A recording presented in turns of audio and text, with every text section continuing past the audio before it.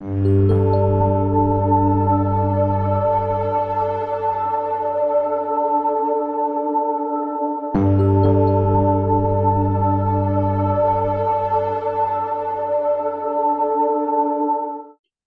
back to Inside Great Lakes Sailing. My name is Greg Norman, your host. Well, we're taking a bit of a hiatus and kind of getting back to the flow. We finished up our lacrosse season, and now we get a chance to move on the boat permanently. We had a chance to put our boat in the water and had some fun doing it. While coming across Lake St. Clair, we actually had a pipe go loose and didn't pay attention to it, so we went down for a Coke and a beer and found out that we had 3 inches of water to slide in. In outlet pipe was worked the way loose and kind of worked our way through back to the Metro Beach. Got the water drain, got it all figured out, and off we went. Some of the houses that are being built along the Clinton River are just amazing. You'll see some of that right here. I think it's pretty interesting. So it was fun the beginning of the boat season, but we've got lots coming up this summer, and we'll kind of transpose to what we're going to do that. We'll have that conversation in the next week or so. This particular issue, we want to make sure we have some time to spend with what I think is one of the best events of the summer coming up. That's the Holly Hansen Sailing World Regatta. One Design is regatta coming up next weekend after Memorial Day on the 30th of June 1st. We had a chance to spend some time with Dave Reed, Sailing World's editor, and we talked a little bit about the event and how it's sort of morphed over the years, and had a really cool conversation with Dave, and he'll be in town. And all the social activity. I think the one thing you have to check out is the Quantum's sponsored weather classroom, for lack of a better term. Something that we talked a little bit about Dave with. I think that'll be something it'll be pretty interesting to see. And we'll bring you some of the highlights of the social activities. We didn't do much of that last year, but sailing and social goes together, so we want to be able to have that opportunity to make sure we get that taken care of. We're going to follow up with what I think is a really cool celebration of the A3 Women's All-America Cup. Dawn Riley and Linda Lindquist, who were crew members, and Dawn obviously was a skipper of that all-female America's Cup crew back in '95. They had a chance to spend some time together on Oyster Bay sailing and just sort of reminiscing and having a reunion. And I think you'll like the pictures, and it's just kind of fun to have to chat with her and to kind of go through that whole process and let us see the insight of what it's like 30 years later. Did they have an impact, or should we even be talking about women in sailing? Maybe it's something that should just be a regular conversation. And that's something that we talked to both of those women about. So that's on board. And then Erica Trejo is going to come aboard from Chicago.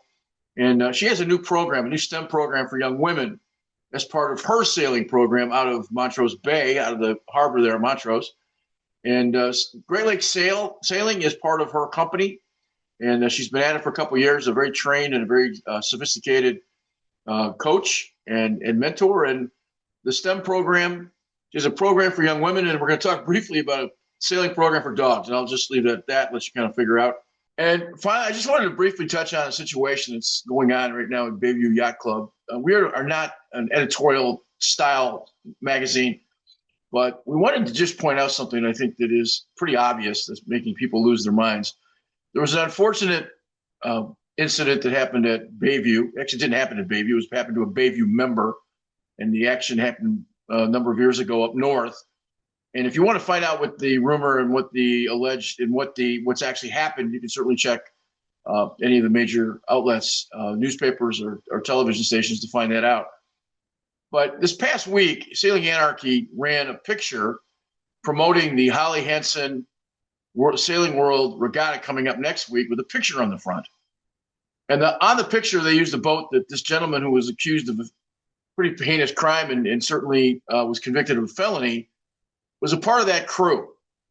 And Sailing Anarchy basically suggested that was done on purpose because they have no idea what they're doing and been around this a long time. And maybe to me, it's a picture going around a mark. And I think it should be left at that. People are innocent until they're proven guilty. This person has been proven guilty, and that's another discussion.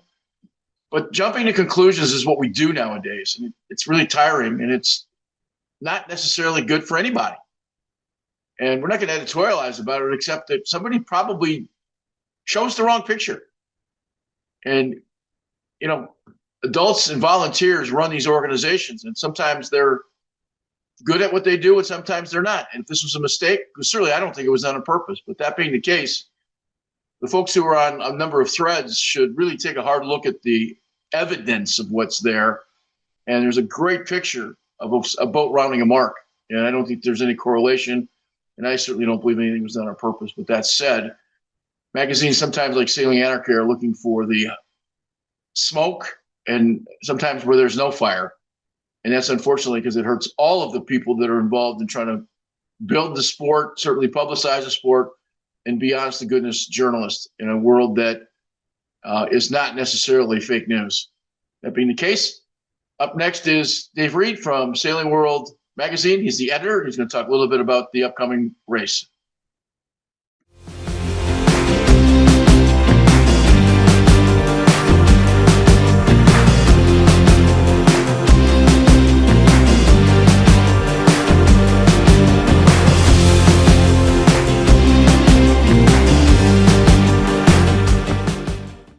Welcome back. We're checking in about a week away from the great Holly Hansen Sailing World Regatta here in Detroit, One Design, and we get a chance to spend some time with Dave Reed, the editor of Sailing World Magazine. And Dave, big weekend coming up. This will be the second one in Detroit. This has been a long-standing race. It's had different names. The sponsors have changed, but now it's sort of in this premise.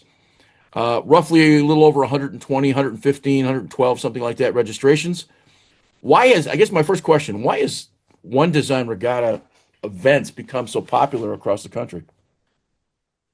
Boy, I mean, One Design Sailing is always, it is at the core of this magazine, started by Bruce Kirby, back in 1962, or well, he's the leader of it. And I mean, One Design Sailing is at our core, but yeah, so the regatta series itself started in 1989 here in Newport, where the magazine's based. As the Nude Regatta, and that name is certainly stuck around. And so the concept back then, right, was to embrace the big boat One Design classes that were prevalent of the day, the J35s on up, Santana 35. I mean, a lot of the boats that, ironically, that we have in Detroit this coming week. But to gather these big boat One Design classes in event that was of a scale that never seen before, and so it's morphed over its 34 years. I forget the math, but so that at all the locations, St. Petersburg is our first one in February, to Annapolis, which we finished up. Boy, it seems like ages ago, but I guess the beginning of this month, back in May, to now Detroit, Chicago. We finished off in Marblehead, and then we do a Caribbean Championship. We can get to that later, but these core events that have been on the circuit forever embrace the classes that are local to these places. So some of the events, we have the J70s moving around as they do around the country, so there's a little bit of a migration between the events, but these are all good representations of what's happening in these sailing venues. And so we'll always look forward to what we find. We're sort of covering the continent. Fleets are certainly regional to some extent, but then there's obviously, there's places that have Cal 25s as they might have here. You find that to be sort of true within the other 5 areas that you're, sending up these events? Yeah, I think it's funny, like St. Petersburg is probably, they have such a good core group there, but it's an amazing place to sail in the middle of winter. So that's almost, I call that's our like destination regatta of the series, because being in St. Pete in February is the perfect place to be. And Annapolis has its own unique style, and it's such a pure One Design regatta. It's really amazing, from the 105 J105s to J80s, J22s. It's almost like a giant J Fest. But Vipers, Harbor 20s. This year we added Wasp, we had a Foyan class, and old school Allberg 30s, and the list goes on. And so there we've also added, and across all the regattas, added a distance race, which I like to call lone course racing, which has helped us pull in the ORC and the perf fleets from these regions to grow it out to be much more of a large scale event.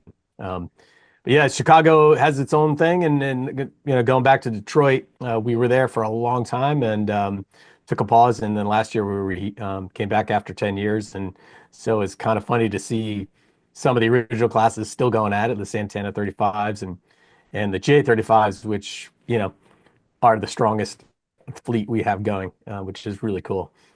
Socializing and racing, sail racing, are not exactly enemies, and it certainly is. There's a big social aspect to this event from everything from making drinks through a contest to just having the social atmosphere that was required at yacht clubs. And talk briefly about that because I think you guys spent a lot of time putting that together.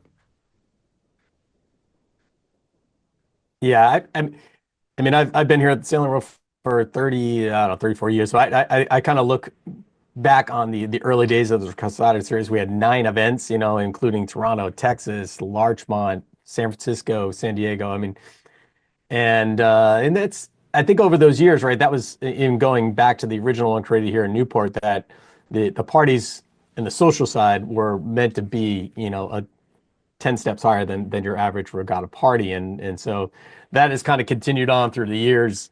And we used to joke internally that it was called, at some point, felt we got the food regatta back when it was at the new regattas as well, where, um, yeah, massive buffets and drinks and the free rum pour from Mount Gay has always been there for us. So the social side is, as we all know in the sport, is half the fun. And so yeah, at each event we try to mix it up and bring in some different games other than the good old fashioned cornhole. So we've added ping pong and drone racing and whatever else just to kind of mix it up. And so in Chicago we added the DF95 class as well because the 65s, which are the smaller remote control boats, as kind of a sideshow to the party because it's great. You can race them right off the Boca there in front of the club. And happy to report that we I just learned this week we'll have the DF95s in Detroit as well. So to me, that it's the coolest thing to do. Have a drink in your hand and be able to race your remote control boat and party and have people heckle you and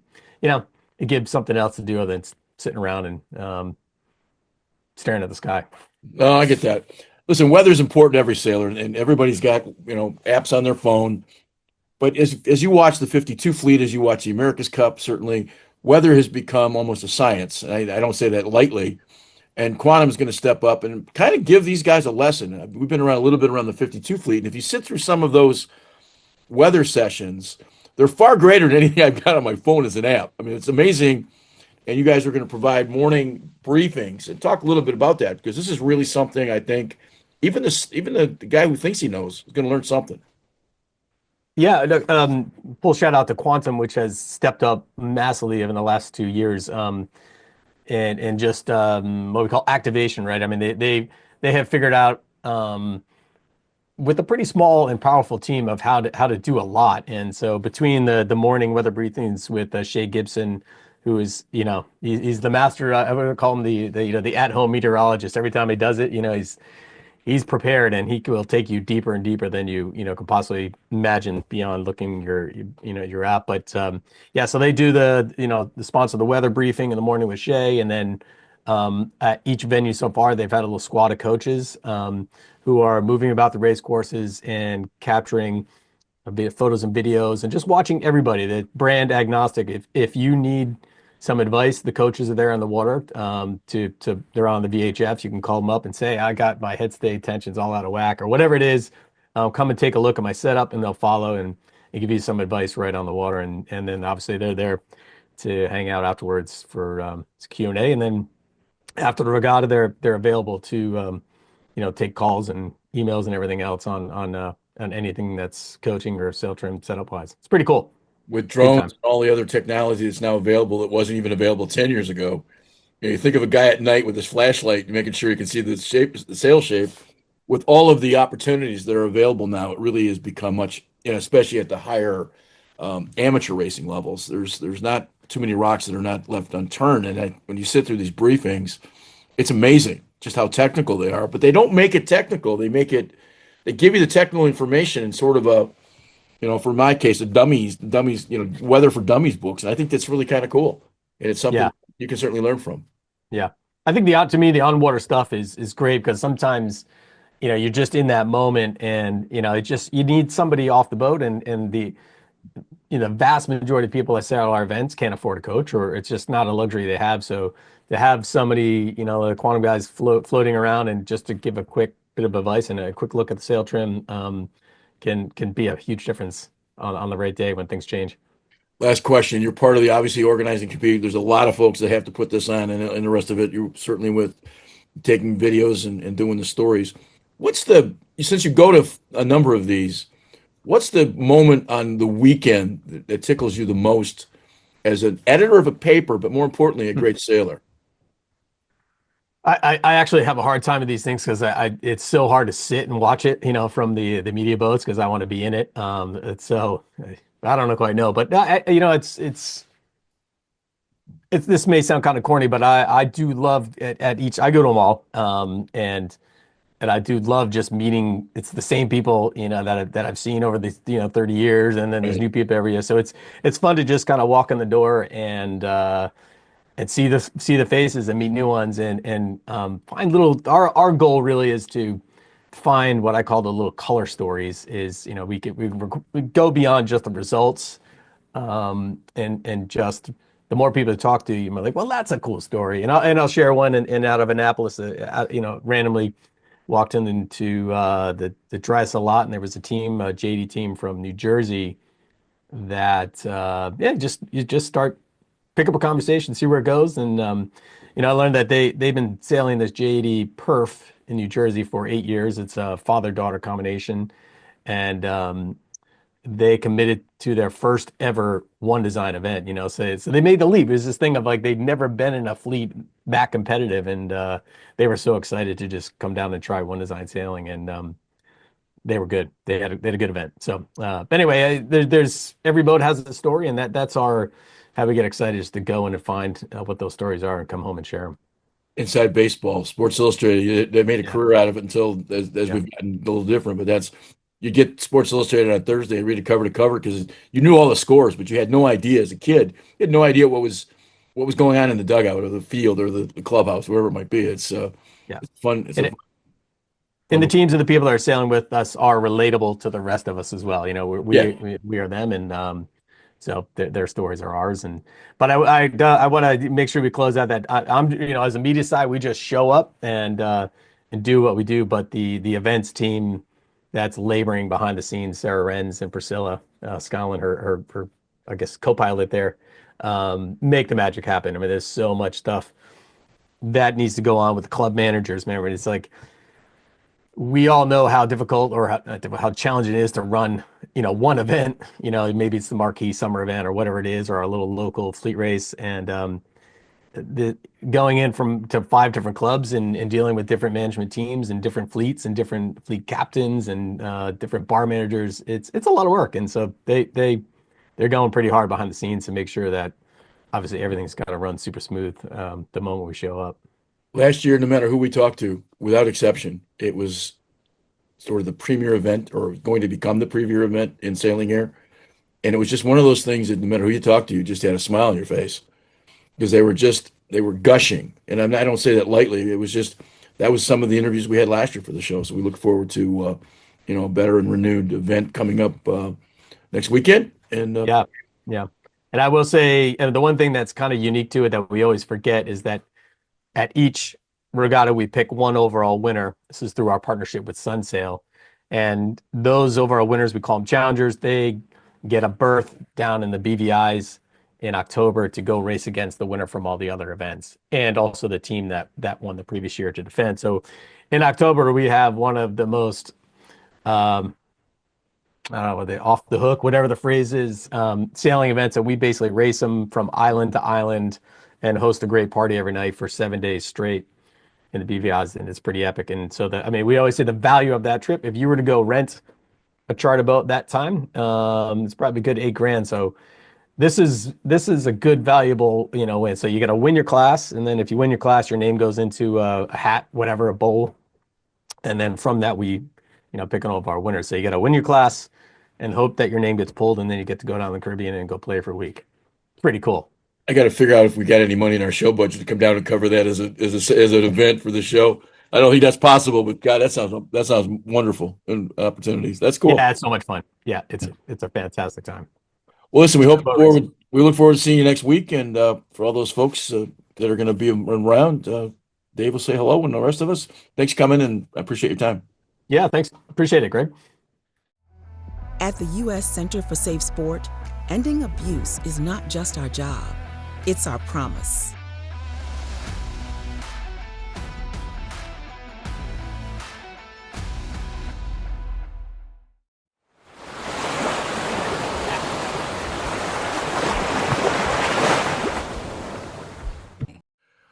Welcome back. We're talking Okay. with Oak Cliff's Dawn Riley. Dawn was a organizer of an A3 All-American Female Crew Reunion from 1995. They just had a chance to have a party. If you look at the pictures, you guys had a phenomenal time, and it was pretty cool. So maybe talk a little bit about the experience and kind of reconnecting with all those old friends. Well, first of all, it was a reunion of all the women in the America's Cup and a lot of the guys. So it started with Christy Steinem, who was Dennis's backup navigator in '83, and it went all the way through, of course, '92 winning on, and then up through the two America True, which was my favorite team. So it was really good to see so many people.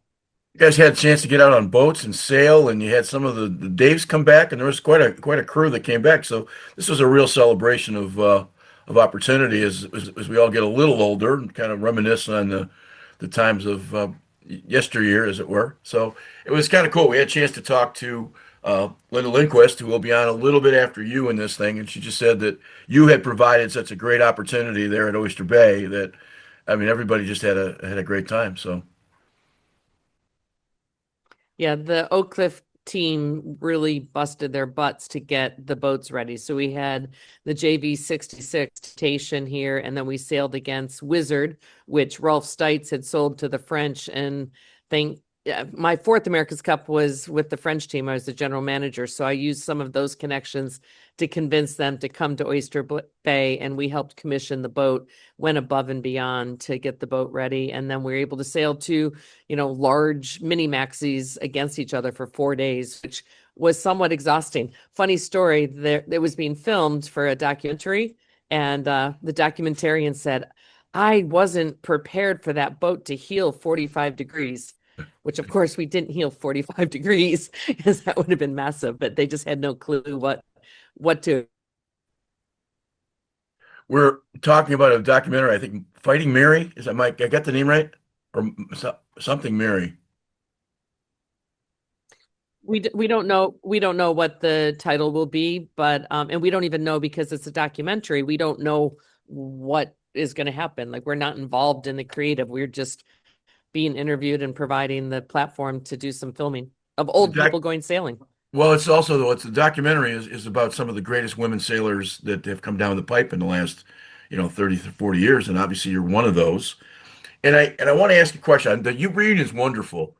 And that certainly hopefully wasn't a high watermark in the last 30 years. And you are a pioneer in this process of trying to get more women on water. Have we done enough in the sailing community to promote women to the sport, especially racing? Well, first of all, the women's team was pivotal because it had such a broad base of going, hello, everybody, women can sail, and they actually are sailing in the America Cup. Before that, I was just one. Got my fair amount of publicity, People Magazine, Time Magazine, and Maiden was obviously pivotal, but that was more in Europe, not as much in America. So the 95 women's team really blew it out of the water. And then jump ahead 30 years, here at Oak Cliff, we regularly are even. And in the past year or so, we've had more women than men in our programming and in our yard, like working on the boats and doing composites and everything.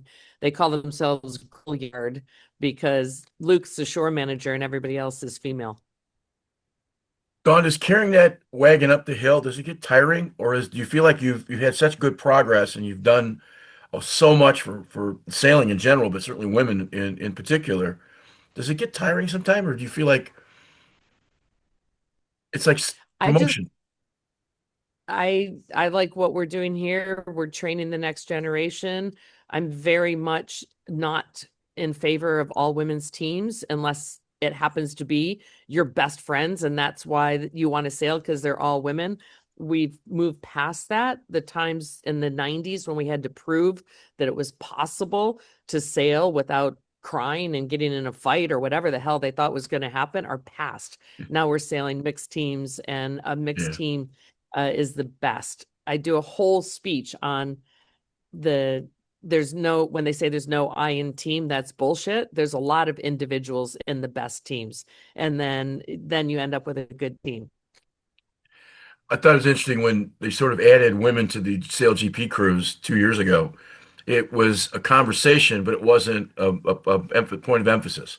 They ended up on boats, and all of a sudden everybody joined, and it's just now sort of an accepted practice. But even to have the conversation is a little off-putting, you know?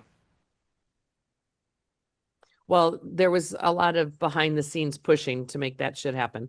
But the point is that if you're in a leadership position, you have the power, and if you're only surrounded by one group of people, you know, whether it's race or gender, then you're naturally going to just pick those people. So at certain levels, the higher you get, the more that there's money involved in sponsorship, you need to force the issue to slap them upside the head. I mean, Rome Kirby was the first US skipper. And I said, Rome, why don't you have women on the boat? He goes, well, I don't know any women sailors. I looked at him. He goes, other than you.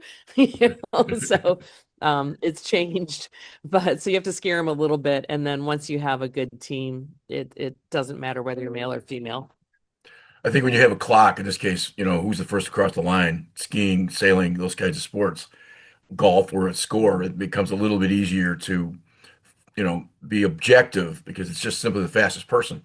In a sport like maybe Mhm. baseball or football, are you the necessarily the best first baseman or whatever it might be? It changes the landscape a little bit. Right. And again, in sailing, it's super important to have a diversity of skills. The bigger the boat, the longer the program. And that's one of the things. I had a conversation with Terry Hutchison after the last campaign. And I said, I think you were too organized. You didn't have enough room for the crazy shit that happened at some point. So you were just letting edge. And then when something happened with the flying and crashing, or with the skipper falling through the hatch, you almost have to alert yourself to have the bad stuff happen early, so you have a program for it. Yeah, that makes sense. You think about legacy much? It's here. Okay. No. No, I I'm just curious because it's something that if you as hard as you've worked and for as long as you worked, you know, you're a great Spartan and certainly a Michigander, and we share both of those things. But when you see Charlie Enright end up as U.S. Sailing CEO, who came out of your organization, that's got to make you feel good. Yeah, no, it's every day. And of course, my background is advertising. So if you didn't see the headline of the local newspaper or our newsletter, it was US graduate to run US sailing. Oh, by the other stuff.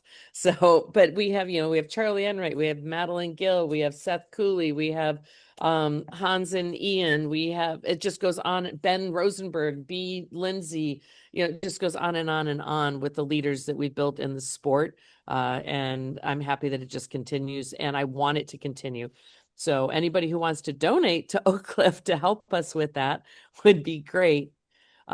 Since I have your attention, there's one other thing that we just rolled out Okay. because we could and because there is a need. It's racingcalendar.org, and it is one central place to do all of your scheduling and planning as an organizer or as an athlete or as a spectator.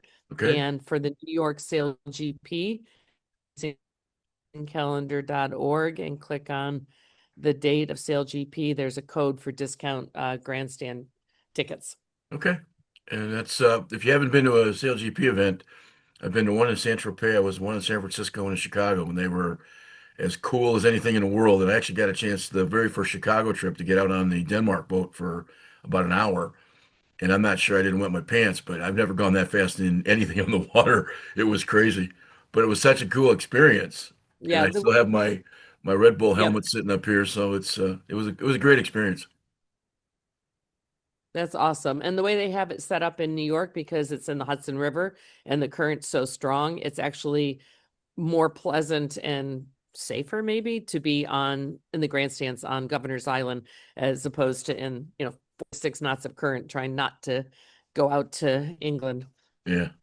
Well, listen, I appreciate your time, and it was such a cool party. We're gonna run a few pictures, and at the bottom of as soon as we're done with this, I'll put the information up that you said so everybody can see it if they need to get tickets. And Dawn, as always, I appreciate your time. All right. Thank you. 30 years ago today, we had a chance to watch an all-female crew. We're with Linda Lindquist. Linda was part of that crew, and we had a chance to talk to Dawn Riley a little bit earlier. And you guys had, you can see by the picture behind me, you guys had a heck of a celebration this past weekend. So I wanted to touch base with one more member of that crew, and just maybe how much fun was it?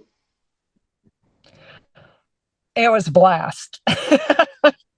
It was almost hard to describe how incredible it was to get together with women after, 30 years. Some of them I've seen, we kept sailing, but others I haven't seen since I walked out of the compound 30 years ago. What was the single best, whatever it might be, the single best aspect of that experience for you at the age you were at?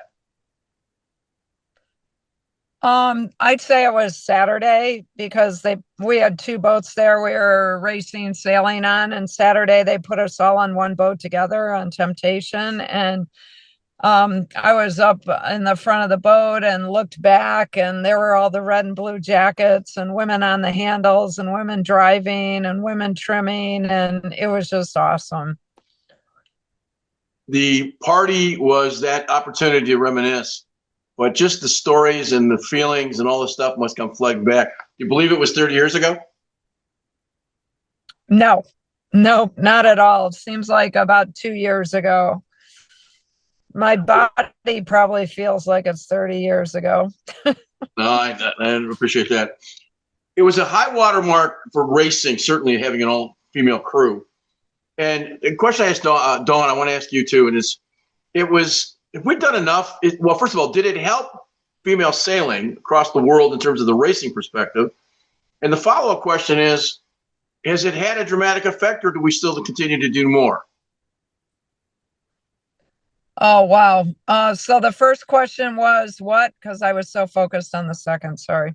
The first part was just, it had a great effect on women sailing at that point, did it not? I remember it being pretty dramatic in terms of the approach to it and just the kind of the public relations that it brought to the sport. Well, it did. And you have to remember that was in the pre-internet age. So it was all fax machines and, our TV coverage, and that was about it. So, we had a compound with a big gym in it. And by the end of the campaign, there were probably 300 dozen roses hanging upside down from women. There were hundreds of signs and pictures that have been sent by girls and women from all over the world saying, you've got this, you can do it. Women that told us they thought they could live better, bigger lives because of what we were doing. So in the moment, we knew we were making a difference. As far as was it enough? I mean, so many different ways, did it happen fast enough? Maybe. I think we're in a very advanced stage from where we were. There's parts of our sport that are becoming more and more integrated. Women's championships, integrated teams, our Olympics have parity. The America's Cup, no, not a single woman sailing on, a cup team on the boat. We had the AC40s, of course, which were fantastic. I was just going to say, this is 95. I remember covering the Olympics in Los Angeles in 84. And one of the storylines I drew was women's marathon. And up until 83, the Olympic Committee didn't think women could run marathons. So Joan Benoit blazes a trail in Los Angeles and would have been in the top 30 of men. And then the world opens up, like all of a sudden women have the ability. But 84, we still don't think women can run distances that men are running. And then you guys come along in 95. I wasn't raised in that kind of household. It just still, in my own lifetime, it just boggles me how much of these kinds of things should be routine and not be spectacular, Well, it is. I mean, I've always said the day of success will be when this isn't a conversation going forward. It'll always be history, but the fact we're still talking about it means there's more room and opportunity for sure. I'm grateful that, what we did, we stood on the shoulders of Dawn and Tracy and Maiden and the others that have broken ground, and a lot of people stood on our shoulders, and that continues. So, you're part of the catalyst. It seemed like it took a really long time for a while.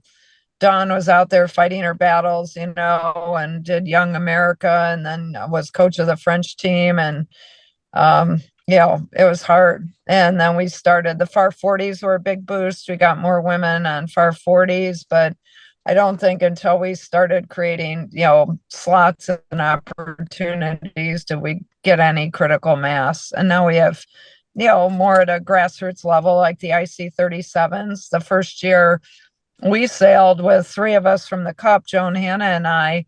There weren't very many women in the fleet. Now there's 2 to 5 on every boat almost. It's fantastic. So that's just a 4-year growth trajectory. I look at the picture behind me, and there's certainly a lot of smiles. So you must have had a heck of a weekend for sure. Yeah, it was very special on and off the water. I mean, on the water, it was just a thrill. And great reminder, I still knew starboard from port and could get around the big boat. And, we all had a blast. So, Well, appreciate you taking a couple seconds to reminisce. And we want to include this because I think it's a big thing and it's pretty spectacular. So congratulations. well, I thank you for the opportunity, Greg. And I really want to give a shout out to the men that showed up for our reunion, because we had some men from A3 who are our coaches. We had one from Stars and Stripes and Young America, who are competitors who, really lifted us up and challenged us. But, those men from America Cube, we got the opportunity that got taken away from them, because the women's team sailed. So this is, always people wonder why this is so hard. It's because one person's advantage may be something that, came from somebody else and cost them. So I'm so grateful for the men that supported us and, the women I got to do this with. Thanks, Linda. Thanks, Greg.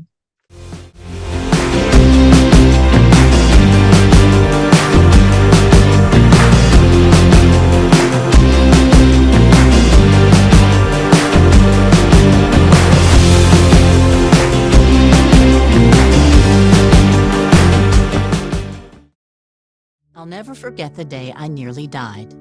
I was a young journalist with a great career, starting a family. The only way we found out I had any kind of heart issue was when I went into sudden death. My coworkers sprung into action. They've recently been trained in life-saving CPR protocols developed by the American Heart Association. They're the ones that kept me alive until the medics came.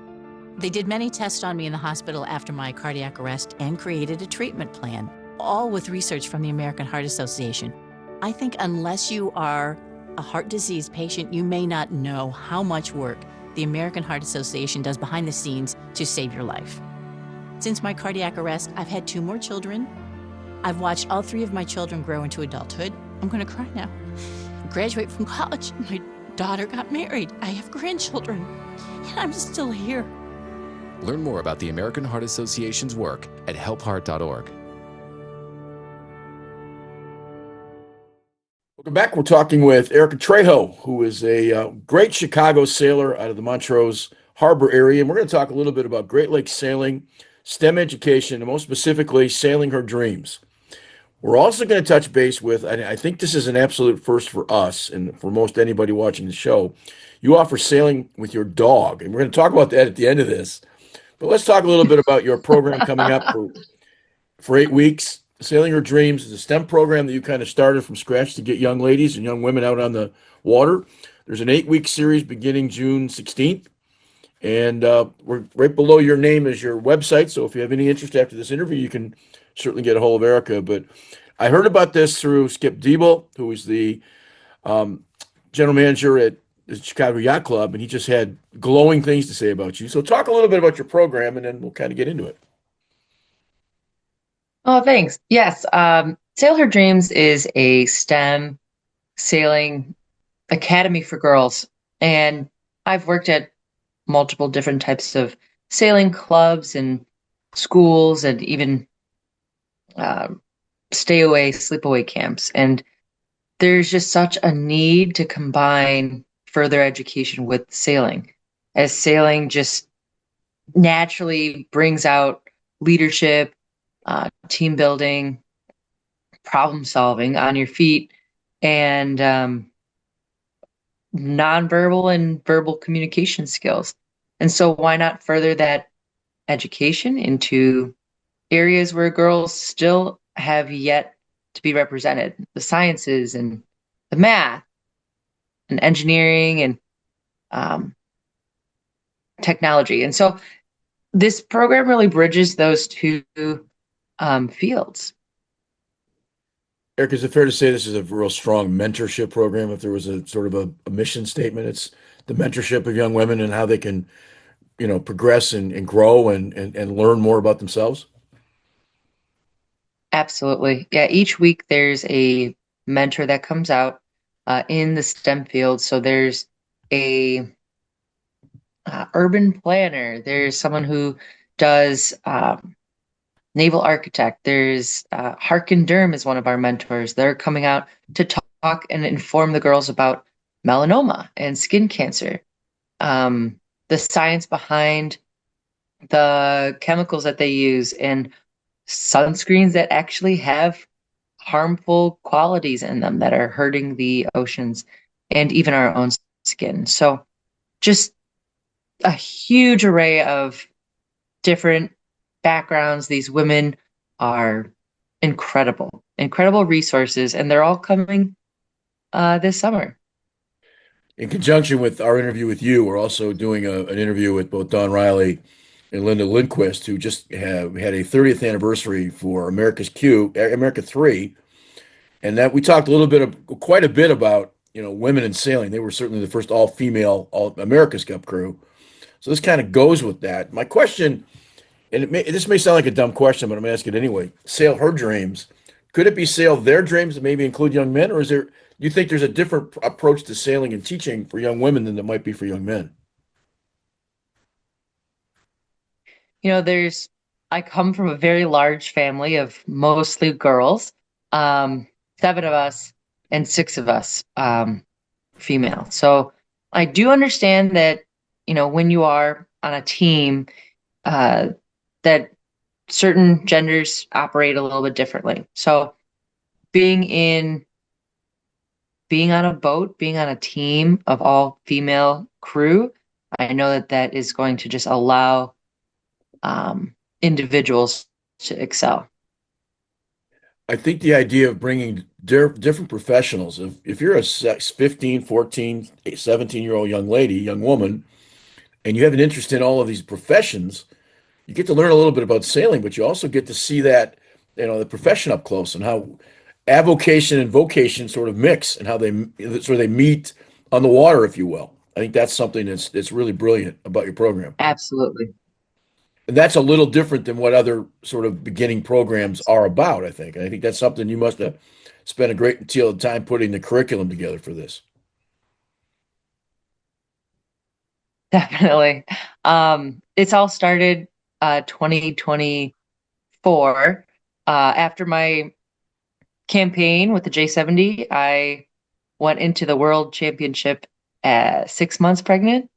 And after we finished that regatta, after we won our Corinthian division, I just had this moment of reflection. What should I be doing next?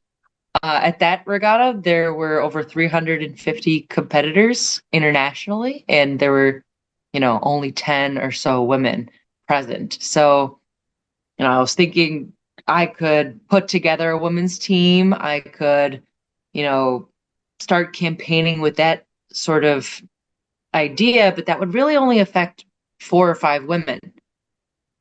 So I kind of shifted gears and I started the sailing school, Great Lakes Sailing, with the intention of teaching women. And so starting from the basics.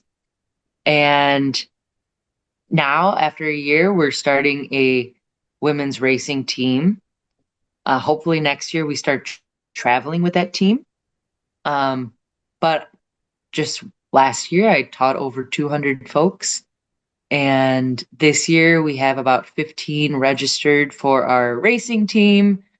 But then it just kept going. And so how can I further that mission? How can I further what I want to accomplish? And that's the STEM and sailing for girls.